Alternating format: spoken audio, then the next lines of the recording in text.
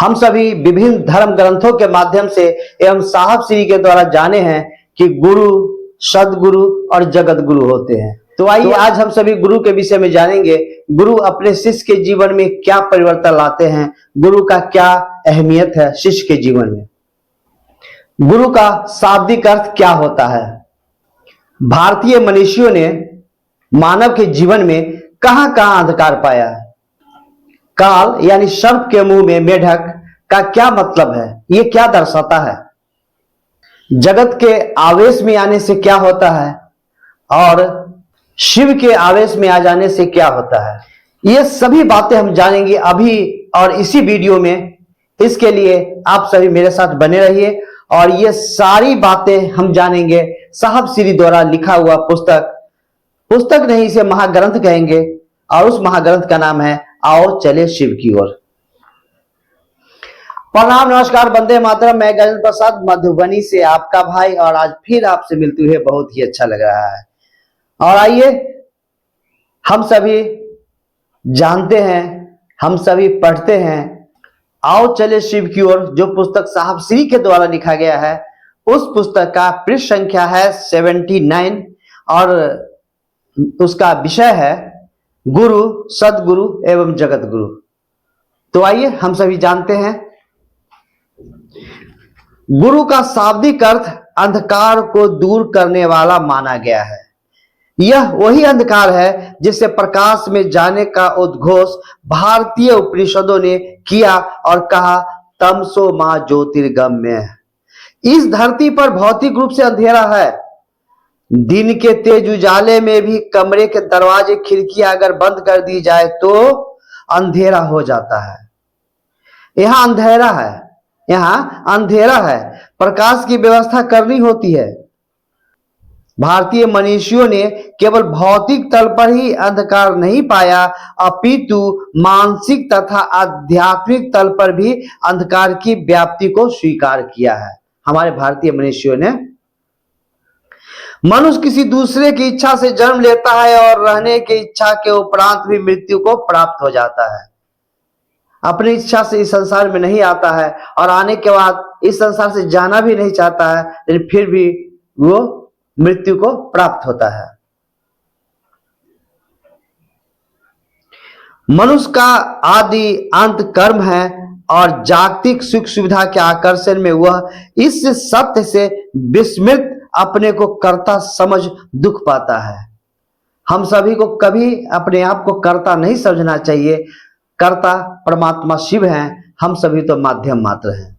लेकिन भूल से हम सभी सोच लेते हैं कि मैं ऐसा किया, मैं वैसा किया, मैं ये कर लूंगा, मैं वो करूंगा, लेकिन होता तो वही है जो परमात्मा शिव चाहते हैं।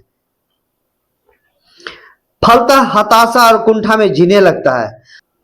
सर्प के मुख के भीतर मेढक मगन होकर पतंगा पकड़ रहा है और भूल गया है कि वह काल के मुंह में बैठा उसका आहार है।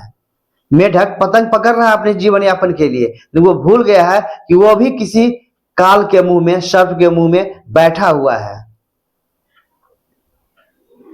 मेढक भोजन के लिए कीड़ों को पकड़ेगा ही, किंतु संचय नहीं करेगा।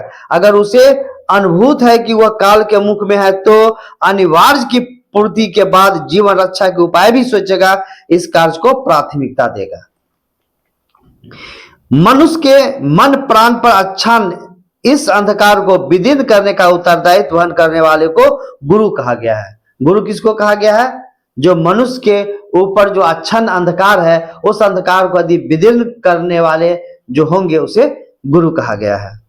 सामान्यतः गुरु के संबोधन में सदगुरु तथा जगत गुरु का बोध भी समाविष्ट होता है। गुरु को ब्रह्मा, विष्णु और महेश ही नहीं बल्कि पर ब्रह्म माना गया है। गुरु शिष्य को शिव बनाते हैं, गुरु शिष्य को शिव बनाते हैं। शिष्य भाव को परमात्म भाव से युक्त करते हैं। शिष्य में शिव भाव का संचरण सुनिश्चित करने के कारण ही कोई गुरु होता है। शिष्य के अंदर शिव भाव का संचरण करने के कारण ही कोई गुरु होता है। ये बात हम सभी कहां से जान रहे हैं? तो साहब श्री का लिखा हुआ जो पुस्तक है, जो हम सभी का महाग्रंथ है आओ चलिए शिव की ओर, उससे हम सभी जान रहे हैं। निर्वाण प्रकरण में कहा गया है कि जो दर्शन, वाणी और स्पर्श से शिष्य में शिव भाव का आवेश जगाते हैं वो गुरु हैं एवं सद्गुरु मात्र अपनी दया से ही शिष्य को शिव भाव से आवेशित कर देते हैं।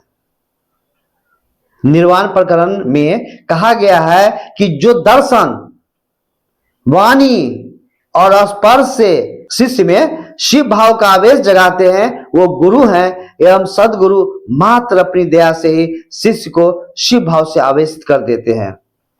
दर्शनात्, स्पर्शात्, शब्दात् कृपया शिष्य देह के जनयतः समावेशः संभवं स ही देशिकः। इसकी व्याख्या से स्पष्ट है कि व्यक्ति स्वभावतः जगत के आवेश में जीता है और गुरु शिष्य के मन में शिव भाव का आवेश उत्पन्न करते हैं। जगत के आवेश के कारण व्यक्ति का मन जगत का सुख खोजता है और शिव भाव का आवेश उत्पन्न होते ही वह परमात्मा की तलाश प्रारंभ करने की दिशा में स्वतः चल पड़ता है। बहुत ध्यान देने योग्य पंक्ति है, हम सभी को फिर से इस पर ध्यान देना चाहिए। जगत के आवेश के कारण व्यक्ति का मन जगत का सुख खोजता है और शिव भाव का आवेश उत्पन्न होते ही वो परमात्मा की तलाश प्रारंभ करने की दिशा में स्वतः चल पड़ता है। हम सभी पहले जगत के आकर्षण में थे, जगत का हर एक चीज अच्छा लगता था, लेकिन अब साहब श्री के द्वारा हम लोग को शिव का आवेश हम लोग के अंदर जगा दिया गया है और हम सभी शिव भाव में जा रहे हैं। अब हम सभी ये सोचते हैं कि अमुक से झगड़ा नहीं करना है, अमुक से रगड़ा नहीं करना है, अमुक का कुछ मेरे कारण कोई घाटा नहीं हो, यानी परहित की बात हम सभी सोचने लगे हैं। ये हुआ है हम सभी के अंदर जो शिव का आवेश हमारे साहब श्री ने पैदा कर दिए हैं, इसके कारण हो गया है। इसलिए हम सभी साहब श्री के बताए हुए रास्ते पे चले और हमारे अंदर जो शिव के प्रति जो आवेश पैदा हुआ है, यानी शिव के गुरु स्वरूप के प्रति, इसको बिल्कुल साहब श्री के बताए हुए राजमार्ग पर चलते हुए इस आवेश को रुकने नहीं देंगे और सतत आगे बढ़ने को प्रयत्नशील रहेंगे, क्योंकि कर भला तो हो भला, और किसी का भला हम तभी करेंगे जब उसको सही रास्ता दिखाएंगे, और सही रास्ता है आओ चले शिव की ओर। आप सभी को प्रणाम, फिर मिलते हैं किसी अन्य वीडियो में। तब तक के लिए आपसे विदा लेते हैं। फिर से आपको मेरा प्रणाम।